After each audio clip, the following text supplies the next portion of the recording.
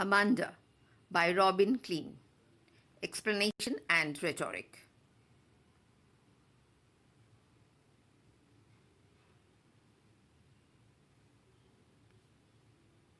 Poem introduction. The poem deals with the feelings of a girl who is in her later childhood or teenage. She thinks that her parent controls her and instructs her at every point. She wants to be left alone in silence and peace and be herself, even if that doesn't keep up to the standards of a perfect human being following all the regulations laid down by society. The cravings of her youth are not understood or appreciated by her parent, who keeps on telling her what to do and what to refrain from. The poem is a list of do's and don'ts from the parent, with the thoughts of the child in between the lines of instructions. Amanda explanation. Don't bite your nails, Amanda. Don't hunch your shoulders, Amanda. Stop that slouching and sit up straight, Amanda.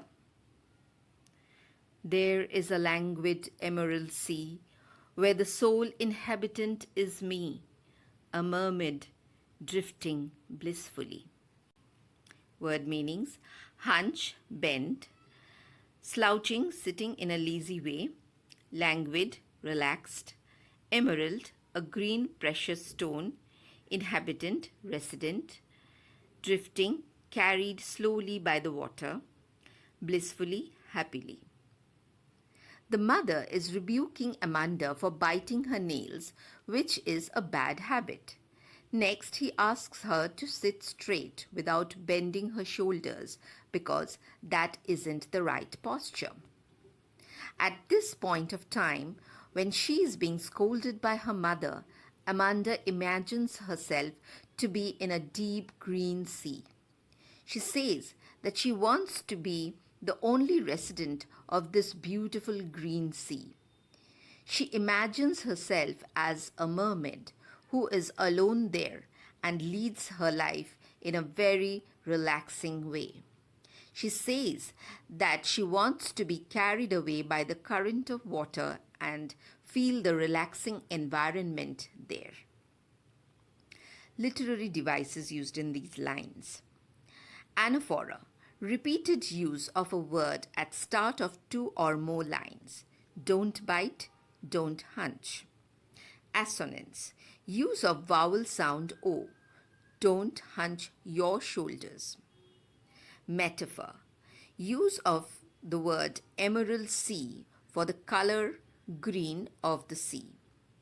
Repetition, use of the word Amanda. Imagery, drifting blissfully, image of the fish tail of the mermaid swayed lazily by the sea water. Alliteration, stop that slouching and sit up straight. S sound is being repeated at the start of more than one word in a line. Allusion, reference to the fairy tale character of a mermaid.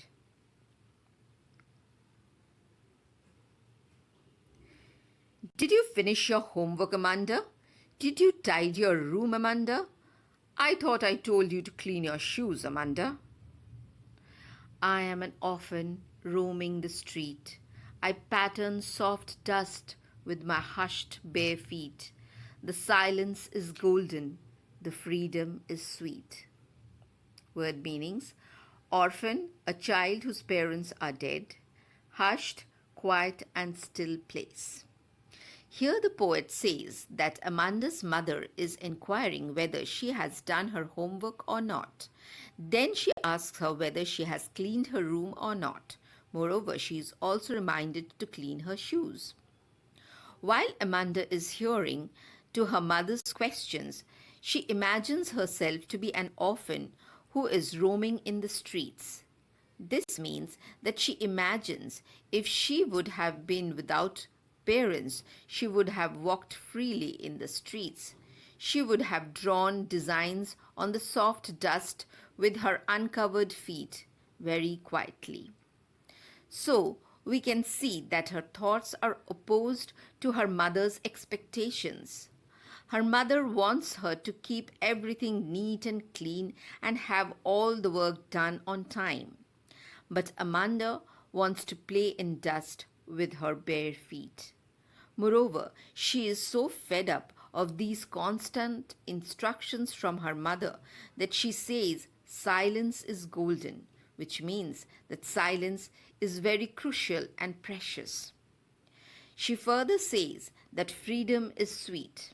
This means she never feels free when she is with her mother. Literary devices used in these lines.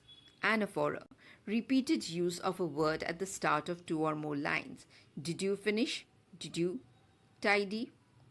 Assonance, use of vowel sound O. Thought, told you, your shoes. Repetition, use of the word Amanda. Metaphor, silence is golden. Silence is said to be precious like gold. Freedom is sweet. Freedom is compared to something sweet in taste.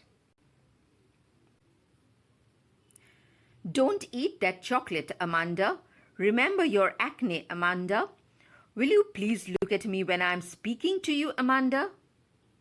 I am Rapunzel. I have not a care. Life in a tower is tranquil and rare. I'll certainly never let down my bright hair. Word meanings: acne, pimples.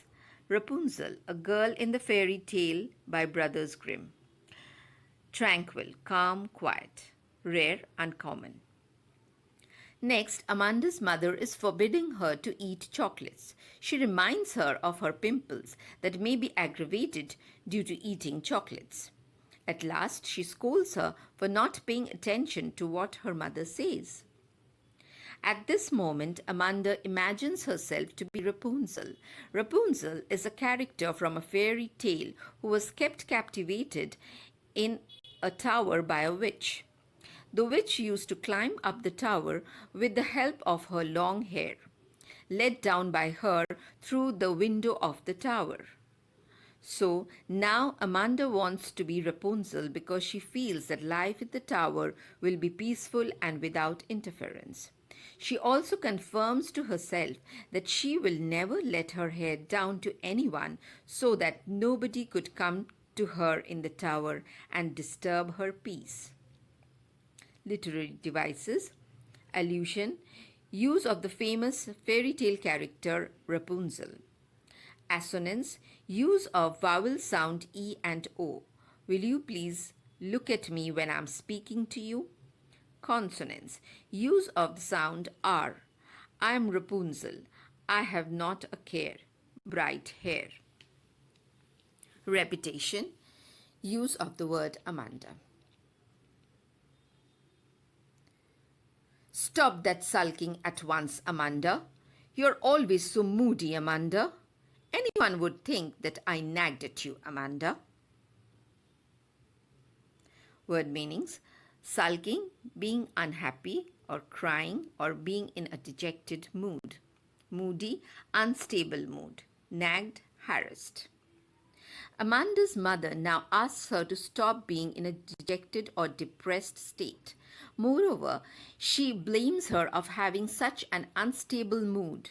She also scolds her by saying that her behavior will make people think that Amanda was constantly being harassed by her mother. So here we can say that though Amanda is always pointed out by her mother on every little thing, but she can't react to this. If she reacts towards this by getting emotional, her mother takes this against her sense of pride and scolds her. Amanda's mother, consciously or unconsciously, dominates her child and has become the cause of her sorrow. Literary devices. Alliteration, stop that sulking. S sound is repeated at the start of closely placed words. Repetition, the use of the word Amanda. Rhyme scheme in the poem is AA, BA, CCC. Robin McMahon Klein is an Australian author of books for children. She was born on 28 February 1936 in Kempsey, New South Wales, Australia, and now resides near Melbourne.